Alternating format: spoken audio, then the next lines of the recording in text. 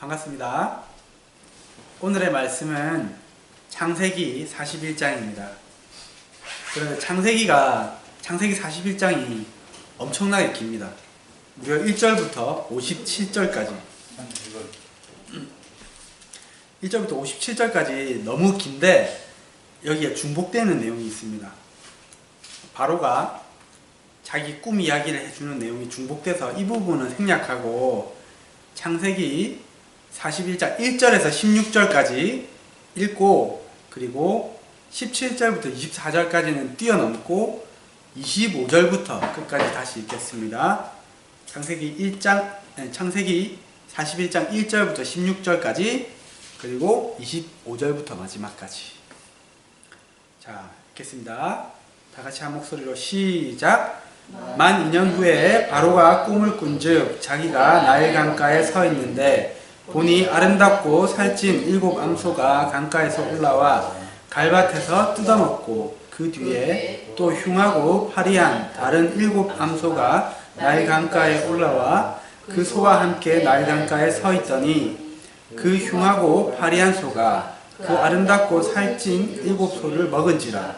바로가 곧 깨었다가 다시 잠이 들어 꿈을 꾸니 한 줄기에 무성하고 충실한 7 이삭이 나오고 그 후에 또 가늘고 동풍에 마른 7 이삭이 나오더니 그 가는 7 이삭이 무성하고 충실한 7 이삭을 삼킨지라.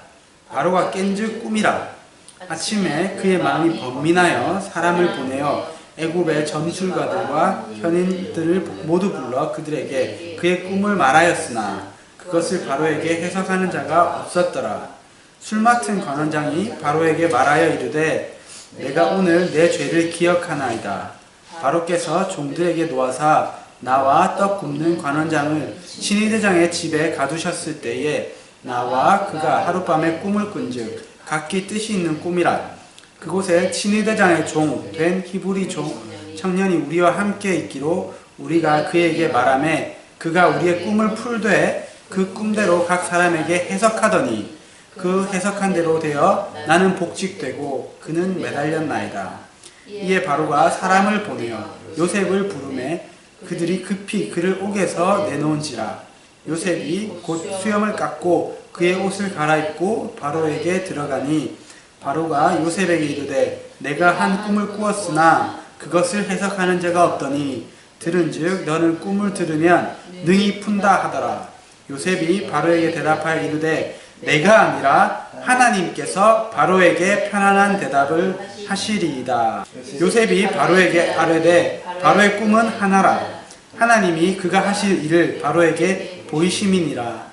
7 좋은 암소는 7회요 7 좋은 이삭도 7회니 그 꿈은 하나라.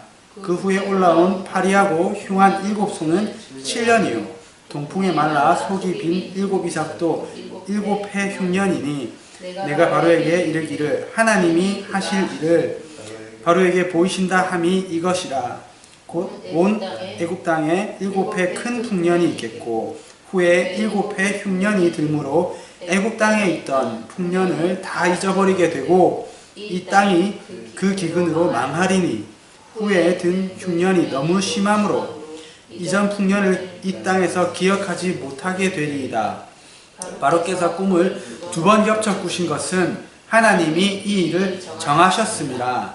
하나님이 속히 행하시리니 이제 바로께서는 명철하고 지혜 있는 사람을 택하여 애굽 땅을 다스리게 하시고 바로께서는 또 이같이 행하사 나라 안에 감독관을 두어 그 7회 풍년에 애굽 땅의 5분의 1을 거두되 그들로 장차 올 풍년의 모든 곡식을 거두고 그 곡물을 바로의 손에 돌려 양식을 위하여 각 성읍에 쌓아두게 하소서.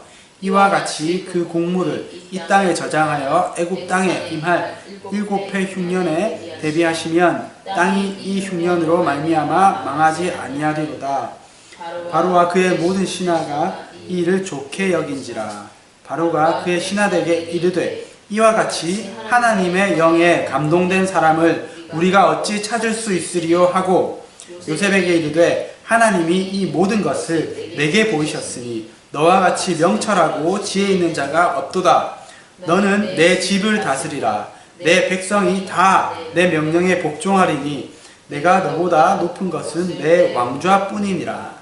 바로가 또 요셉에게 이르되 내가 너를 애굽 온 땅의 총리가 되게 하노라 하고 자기 인장 반지를 빼어 요셉의 손에 끼우고 그에게 세마포 옷을 입히고 금사슬을 목에 걸고 자기에게 있는 버금 수레에 그를 태우매 무리가 그의 앞에서 소리 지르기를 엎드리라 하더라. 바로가 그에게 애굽 전국을 총리로 다스리게 하였더라. 바로가 요셉에게 이르되 나는 바로라. 애굽 온 땅에서 네 허락 없이는 수족을 놀릴 자가 없으리라 하고 그가 요셉의 이름을 사브낫 바네아라 하고 또 온의 제사장 보디베라의 딸 아스낫을 그에게 주어 아내로 삼게 하니라.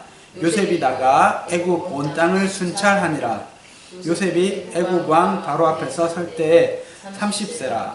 그가 바로 앞을 떠나 애굽 온 땅을 순찰하니 7해 풍년에 토지 소출이 심히 많은지라. 땅에 있는 그 7년 곡물을 가두어 각 성읍 주위의 밭의 곡물을 그 성읍 중에 쌓아두매 쌓아둔 곡식이 바다 모래같이 심히 많아 세기를 그쳤으니 그 수가 한이 없었더라. 흉년이 들기 전에 요셉에게 두 아들이 나되 곧 온의 제사장 보디베라의 딸 아스낫이 그에게서 낳은지라. 요셉이 그의 장남의 이름을 므낫세라 하였으니 하나님이 내게 내 모든 고난과 내 아버지의 온 집안일을 잊어버리게 하셨다 하미요 차남의 이름을 에브라임이라 하였으니 하나님이 나를 내가 수고한 땅에서 번성하게 하셨다 함이었더라. 애굽 땅에 7해 풍년이 그치고 요셉의 말같이 7해 흉년이 들기 시작하매 각국에는 기근이 있으나 애굽 온 땅에는 먹을 것이 있더니 애굽 온 땅이 굶주림에 백성이 바로에게 부르짖어 양식을 구하는지라. 바로가 애굽 모든 백성에게 이르되 요셉에게 가서 그가 너희에게 이르는 대로 하라 하니라. 온 지면에 기근이 있음에 요셉이 모든 창고를 열고 애굽 백성에게 팔세.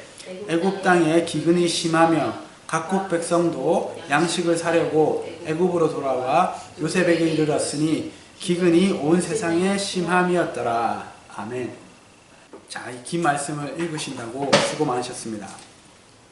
자, 오늘은 7월 1일입니다.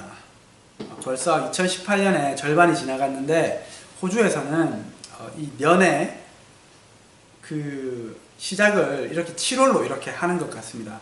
왜냐하면 7월 1일이 되면 법도 바뀌고 그리고 그 세금도 7월 1일부터 또 내년까지 계산하거든요.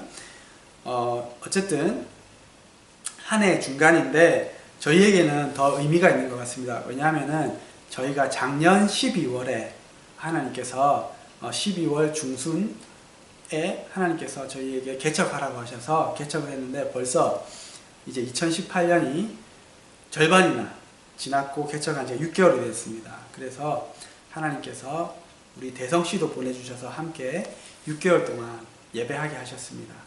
이렇게 신실하게 저희를 인도해 주시고 저희 교회의 주인 되셔서 인도해 주신 하나님께 감사드리고 그리고 앞으로도 하나님께서 남은 2018년 한 해와 그리고 앞으로도 각자의 삶에서 그리고 우리 교회를 인도해 주실 것을 믿습니다. 지난 40장에서 어떠한 일이 있었죠? 요셉이 감옥에서 빵 맡은 관원장과 그리고 술 맡은 관원장의 꿈을 해석해 주었습니다. 과연 요셉의 해석대로 술 맡은 관원장은 복직돼서 바로왕을 섬기게 되고 그리고 빵 맡은 관원장은 나무에 매달려서 죽게 되었습니다. 요셉은 술 맡은 관원장에게 감옥에서 나가서 복직하게 되시면 저를 좀 기억하여 주셔서 제가 이곳에 억울하게 갇힌 것을 바로왕에게 말씀해 주시고 저를 좀 꺼내 주십시오 이렇게 부탁을 했습니다. 아마도 이때까지만 해도 요셉이 하나님을 전적으로 의지하기보다는 사람을 조금 의지하는 그런 마음이 있었던 것 같습니다. 그런데 정말 이 술 맡은 관원장은 감옥에서 나가자마자 요셉과 그리고 그 일을 까맣게 잊어버렸습니다. 그렇게 2년이 지나고 어느 날 바로왕이 꿈을 꾸었습니다. 꿈에 자기가 나일강가에 서 있는데 살찐 7마리 암소가 풀을 뜯어먹고 있는 거예요. 아주 좋은 꿈이죠. 그런데 갑자기 어디서 굉장히 못생기고 그리고 막 삐쩍 마른 암소 7마리가 나와가지고 그 좋은 암소 7마리를, 살찐 암소를 잡아먹는 거예요. 그렇게 해서 꿈을 깼습니다. 그냥 얼핏 듣기에도 이 꿈이 굉장히 무언가 의미가 있는 것 같고 심오한 그런 꿈이죠. 그런데 또다시 잠이 들어서 꿈을 꿨는데 이번에는 잘 자란 통통한 7 이삭이 보였습니다. 근데 이 이삭을 어디서 삐쩍 마른 그런 줄기가 하나 자라나더니 7 이삭이 맺혔습니다. 근데 이 삐쩍 마른 7 이삭이 이 통통하고 잘 익은 7 이삭을 잡아먹는 거예요.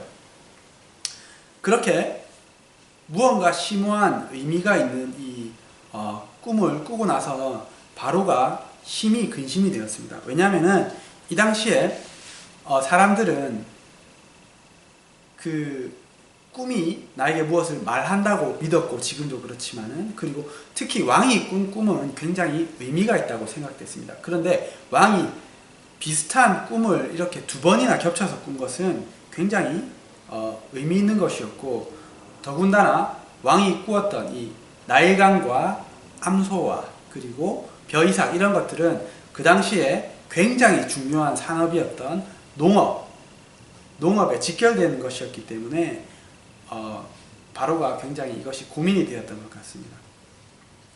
바로왕은 꿈을 해석할 수 있는 그러한 수많은 무당들과 현인들을 불러 모았습니다. 그래서 꿈을 나누었지만은 그 사람 중에서 그 누구도 바로의 꿈을 추측하거나 해석하는 사람이 없었습니다.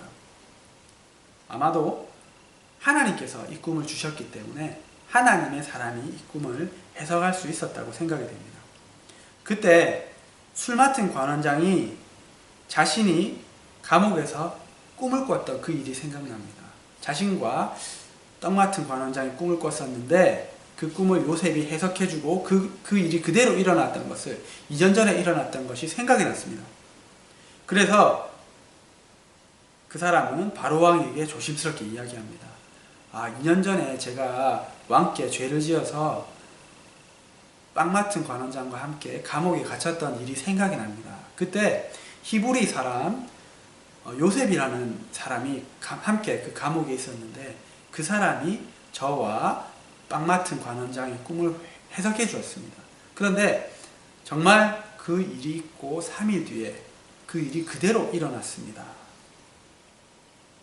이렇게 요셉을 소개해 주었습니다. 이 얘기를 들은 바로왕은 당장 요셉을 불러드립니다. 그리고 요셉은 바로왕 앞에서 이 꿈은 하나님께서 주시는 꿈입니다. 제가 해석해 드리겠습니다 하면서 그 꿈을 해석해 줄 뿐만 아니라 대책 방안까지 그렇게 명쾌하게 제시해 주었습니다. 이것을 듣고 바로왕은 당연히 감동을 하죠. 그리고 이 사람처럼 정말 이 하나님의 영에 감동되고 지혜로운 사람을 우리가 찾을 수 있겠느냐 하면서 그 자리에서 바로 그 계획을 네가 얘기한 대로 실행하라 이러면서 총리로 세워주는 거예요. 정말 요셉은 바로왕의 꿈 때문에 하루아침에 정말 이방인, 외국인 그 감옥에 있는 복역자에서 하루아침에 이집트의, 그 당시에 최강대국 이집트의 넘버 2가 되었습니다. 요셉의 이 이야기를 정말 들으면 너무너무 재밌습니다. 그리고 정말 통쾌한 그러한 역전극입니다. 뿐만 아니라 이 이야기는 하나님께서 우리에게 주시기 위한 많은 교훈도 담고 있습니다. 그런데 그 중에서 하나님께서 특별히 우리에게 오늘 3가지 교훈을 주실 텐데 그 3가지 교훈이 어떤 말씀인지 잘 듣고 그 말씀대로 사는 저와 여러분이 되기를 축복합니다. 요셉이 이집트에 팔려왔을 때의 나이가 몇 살이었을까요? 퀴즈입니다. 예, 맞습니다. 17살이었습니다. 그러면 오늘 본문의 나이는 30살이었죠. 본문에 나옵니다. 그러면 요셉이 이집트에 도착한 지 한 13년 정도의 시간을 보냈다고 할 수 있습니다. 그런데 그 13년이 비참하디 비참했습니다. 처음에 10년은 보디발의 노예로 들어가서 정말 하나님의 은혜와 그 노력으로 이 가정 총무가 되는 그러한 시간을 보냈습니다. 그리고 그 이후의 3년은 정말 억울하게 감옥에 갇혀서 죄수로서 복역하는 그런 기간이었습니다. 제가 주석을 보는데 그 주석가가 이렇게 해석을 해놨더라고요. 정말 이 시기, 이 13년의 시기는 17살이면 정말 어리잖아요. 고등학생 정도의 나이인데 이 고등학생 정도 되는 이 청소년, 이 청년이 충분히 절망하고 좌절하고 그리고 인생을 비관해서 삐뚤어지고 하나님을 떠나기에 충분한 그러한 시간이었다. 이렇게 이야기하더라고요. 정말 그렇지 않겠습니까?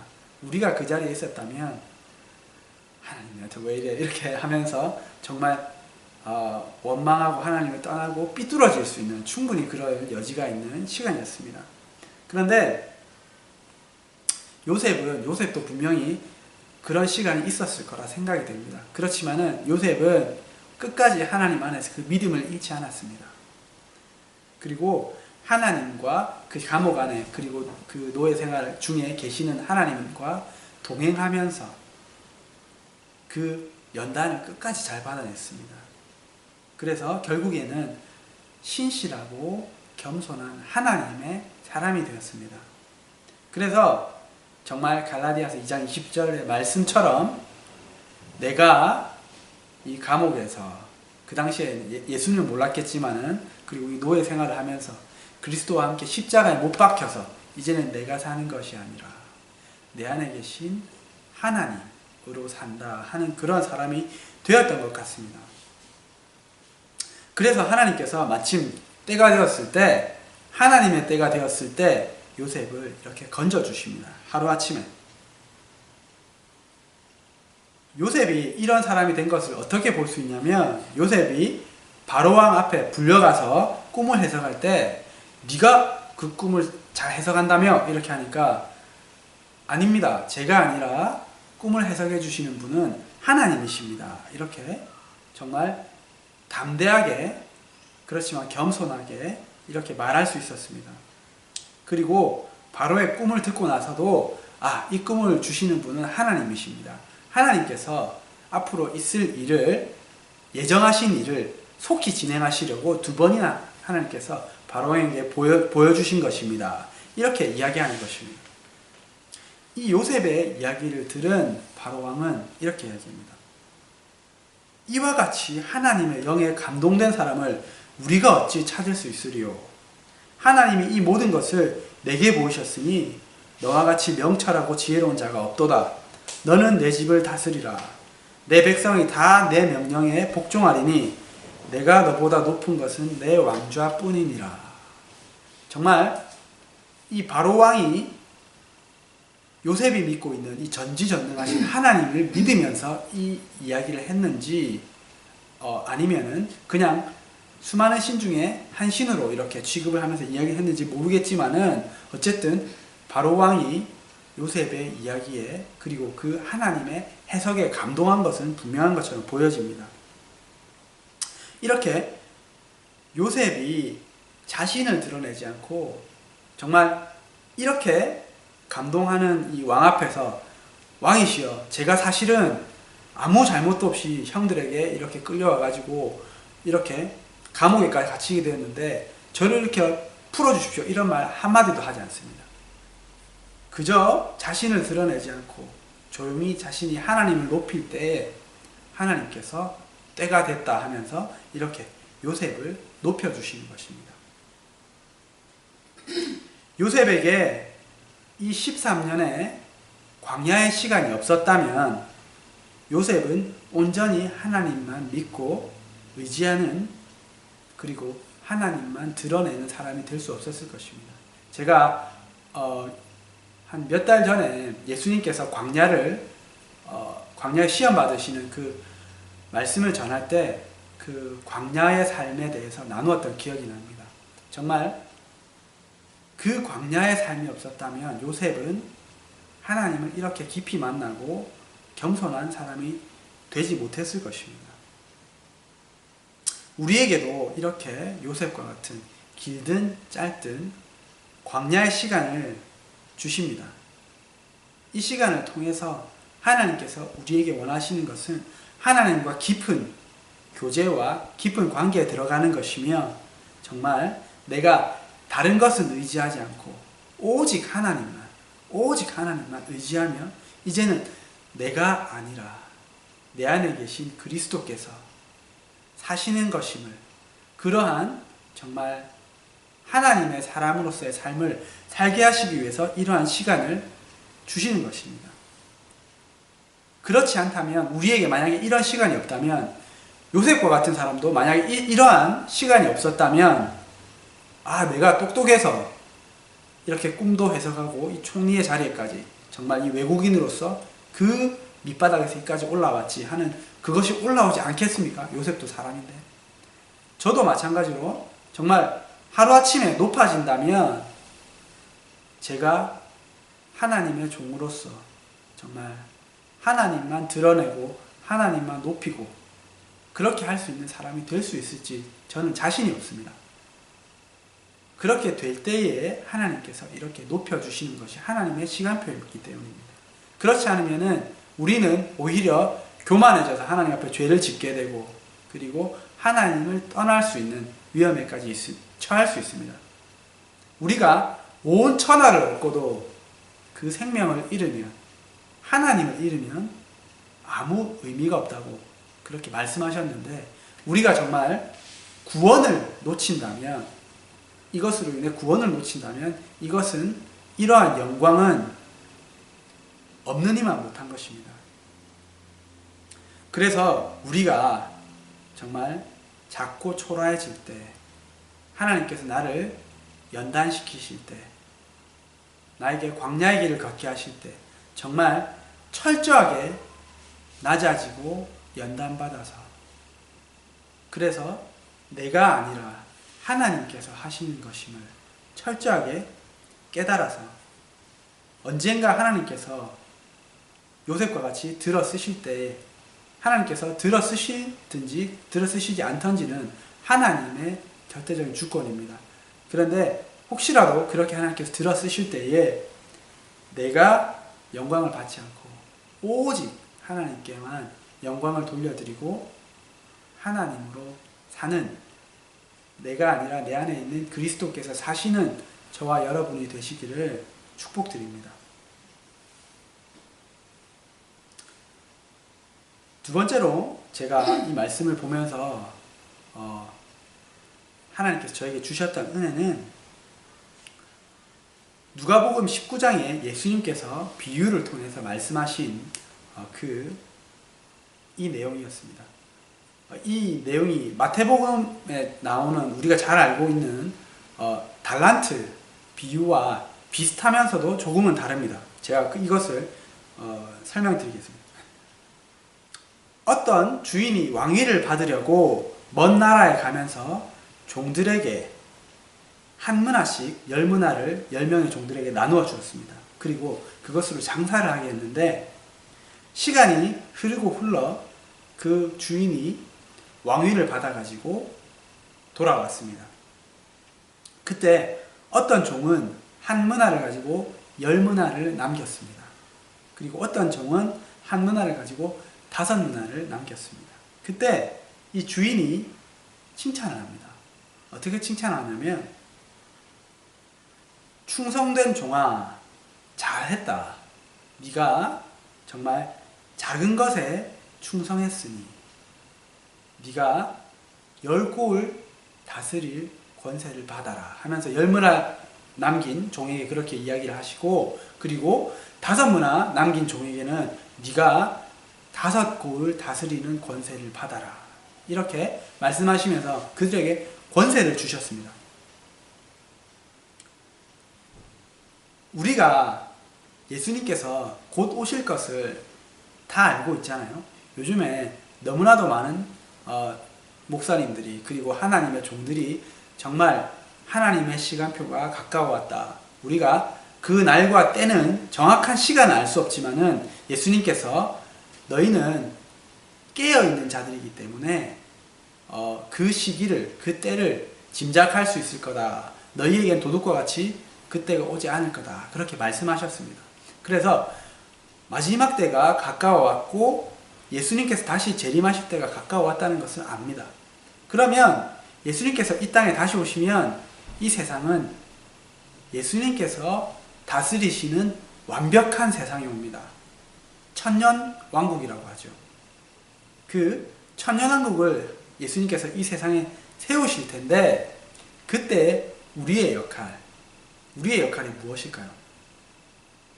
우리는 이 말씀을 보았을 때 그리고 또 다른 그런 말씀이 있는지는 잘 모르겠습니다. 그런데 많은 목사님들이 추측하기에 우리는 어떤 역할을 할 것이냐면 예수님이 왕이 되시고 우리는 각 지역을 다스리는 그러한 가버너가 될 거라고 그렇게 봅니다.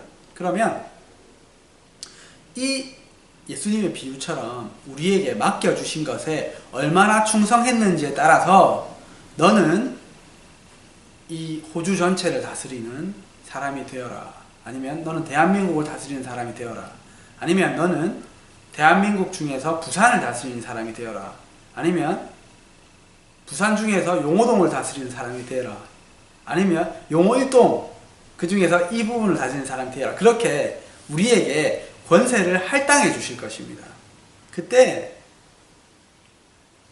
우리가 어떻게 지금 맡겨주신 직분에 이 작은 일에 충성하는지에 따라서 그것이 달린 것입니다. 또 마찬가지로 우리가 천국에서 받을 상급이 다 다르죠.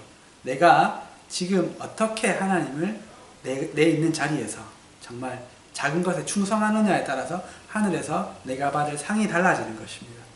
제가 이 요셉이 이야기를 보았을 때 요셉이 정말 정말 작고 초라한 그 자리지만 노예의 신분에서 정말 맡은 직분에 최선을 다해서 그렇게 가정 총무가 되고 그리고 그 감옥에서 정말 최선을 다해서 작은 일에 충성해서 하나님께서 결국에 마지막에는 정말 애굽의 2인자가 되는 그러한 권세까지도 주시는 것이 아닌가 하는 그러한 감동이 왔습니다. 정말 이런 것을 볼 때 하나님께서 나에게 맡겨주신 것이 정말 작고 초라해 보일 수도 있습니다. 하나님, 나는 왜 이렇게 작은 곳에서 이렇게 섬겨야 할까요? 이렇게 쓰임받아야 할까요? 그렇게 할 것이 아니라 정말 하나님께서 나에게 주신 그 자리에서 정말 작은 일에 충성을 다했을 때, 최선을 다했을 때 착하고 잘하였도다. 충성된 종아, 네가 작은 일에 충성했으니 내가 많은 것으로 맡길 것이다 하면서 예수님께서 천년왕국을 다스리실 때 우리에게 많은 고울을 맡겨주실 것입니다. 그리고 천국의 상을 주실 것입니다. 우리가 그것을 바라보면서 정말 또 하나님께서 요셉과 같이 이 세상에서 그렇게 많은 일을 맡겨주실 수도 있습니다. 정말 우리도 그렇잖아요. 내가 만약에 작은 사업을 할 때 아르바이트생을 고용했다면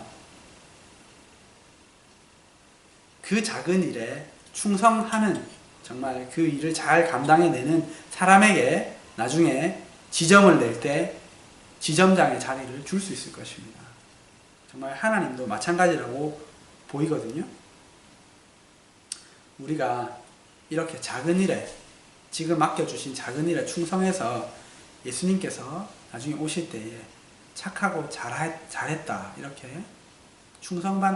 칭찬받는 종이 되기를 축복합니다. 제가 신학교 다닐 때 저희 교수님이 이 창세기 강해를 해주시면서 창세기 강해가 아니죠. 그 당시에는 이제 1년간 이제 성경의 전체 부분을 쭉 훑는 내용이었는데 이 창세기를 설명해 주실 때 해주셨던 그런 이야기가 생각이 납니다. 이 창세기는 정말 천지 창조의 이야기와 이스라엘 나라가 세워지는 그 4명의 족장의 이야기를 그렇게 구성이 되는데 이 4명의 족장들을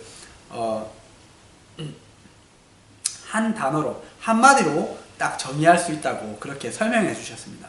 아브라함은 우리가 아브라함을 딱 떠올리면 생각나는 단어가 뭐죠?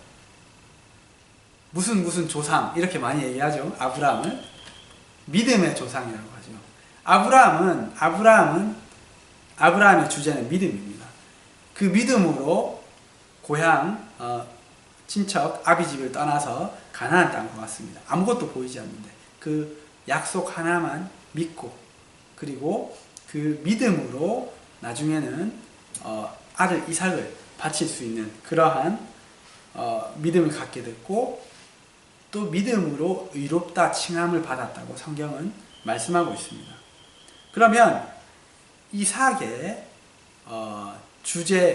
주제어는 무엇일까요? 이삭의 주제어는 저는 이렇게 배웠습니다. inheritance.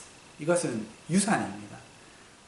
이삭이 그렇게 많이 한 것은 없습니다. 이삭이 할당하고 있는 그 성경도 굉장히 짧고 실제적으로 이제 이삭의 아버지 아브라함 그리고 이삭의 아들 야곱의 이 중간에 정말 위대한 거대한 이 산에 끼어가지고 잘 나타나지 않는 삶이 이삭의 삶인데 이삭은 아버지의 그 하나님으로부터 받은 그 약속과 축복을 그대로 받고 가나안 땅도 그대로 그냥 물려받고 결혼 안에도 하나님께서 주시는 그것을 그대로 받고 자식도 그렇게 받고 그렇게 받는 유산을 받는 그러한 축복을 받는 삶입니다. 그러면 야곱의 주제어는 무엇일까요? 재밌습니다. 굉장히. 야곱의 주제는 surrender입니다. surrender는 한국말로 하면 항복이거든요. 항복. 우리가 하나님께 항복한다 이런 말 잘 안 하는데 한국에서는 이 서양에서는 하나님께 surrender한다. 한국에서는 아마 surrender라는 단어보다는 내려놓음이라는 단어를 참 많이 사용하는 것 같습니다. 같은 맥락에 있는데 어쨌든 야곱은 정말로 부산말로 애살이 넘치는 사람입니다. 이거 하고 싶고 저거 하고 싶고 축복도 받고 싶고 장자권도 받고 싶고 이렇게 자기가 하고 싶은 그것이 너무나 강한 사람이었습니다. 근데 하나님께서 다 줄 텐데 하나님 축복도 주시고 이거 다 할 텐데 자기 방법으로 마이 웨이로 다 하려고 했던 사람입니다. 근데 이제 야곱이 이 인생의 그러한 여정을 겪으면서 하나님을 만나면서 또 하나님과 씨름하면서 그 하나하나를 다 내려놓고 하나님 앞에 서렌더 하게 되는 그러한 삶을 우리는 보게 됩니다. 그러면 마지막으로 이 요셉의 삶은 이 요셉의 이 파란만장한 이 삶은 어떤 단어로 한 단어로 요약을 할 수 있을까요? 어떤 단어로 요약할 수 있겠습니까? providence입니다. providence가 뭐냐면은 섭리거든요. 섭리. 하나님의 섭리, 하나님의 뜻. 제가 이것을 국어사전에 찾아봤는데 그 뜻이 별로 좋지 않더라고요. 마음에 들지 않았습니다. 무슨 뭐 자연계에 순응하는 뭐 이런 약간 그걸로 돼 있었는데 하나님이라는 단어가 나오지 않았습니다. 그래서 그것은 맞지 않는 해석이라고 봅니다. 정말 이 섭리라는 것은 하나님께서 모든 것을 컨트롤하고 계신다. 그렇게 해석할 수 있을 것입니다. 요셉의 그 파란만장한 삶은 하나님의 손 안에 있다. 하나님께서 다 컨트롤하신 것입니다. 요셉의 삶을 잠시 뒤돌아보면 정말 그 12아들 중에서 아버지의 사랑을 독차지하는 그러한 아들로 자랐습니다. 그런데 어느 날 갑자기 형들의 시기를 받아서 죽을 뻔하다가 애굽에 팔려와서 노예가 되었습니다. 그러다가 보디발의 집에서 가정 총무가 되었는데 또 누명을 쓰고 감옥에 갇히게 됩니다. 정말 파란만장하죠. 그런데 어느 날 갑자기 왕에게 불려나가서 꿈을 해석하게 됩니다. 그래서 그 나라의 총리가 되었습니다. 넘버 2가 되었습니다. 이렇게 이 모든 인생 여정 가운데서 하나님이 요셉과 함께 하셨다고 성경은 계속해서 이야기하고 있습니다. 그리고 요셉의 삶에 섭리하셨습니다. 제가 궁금했던 것은 정말 이 요셉의 이 좋은 것은 물론 우리가 하나님께서 하셨다고 봅니다. 근데 이 정말 철저하게 바닥까지 내려가는 이 삶을 볼 때 과연 하나님께서 이것을 하신 것인가 하는 질문이 생기게 됩니다. 그런데 저는 솔직히 말씀드리면 잘 모르겠습니다. 이것이 하나님께서 이 삶을 이렇게 바닥까지 인도하신 것인지, 인도하신 거라고 생각하는데 이것이 하나님께서 주도하셔서 하신 것인지, 아니면 욥기의 내용처럼 사단이 하나님께 이렇게 참소하고 이렇게 부추겨서 그렇게 하나님께서 허락하신 것인지 잘 모르겠지만 어쨌든 하나님께서 그것 또한 허락하신 것입니다. 하나님의 손 안에 있었던 것입니다. 이렇게 요셉의 삶은 하나님의 손 안에서 정말 밑바닥까지 떨어졌다가 하늘같이 높아지는 그러한 삶이었습니다. 요셉의 이 삶을 통해서 우리가 떠오르는 성경 구절 말씀이 있습니다. 너무나도 유명한 로마서 8장 28절의 말씀이죠.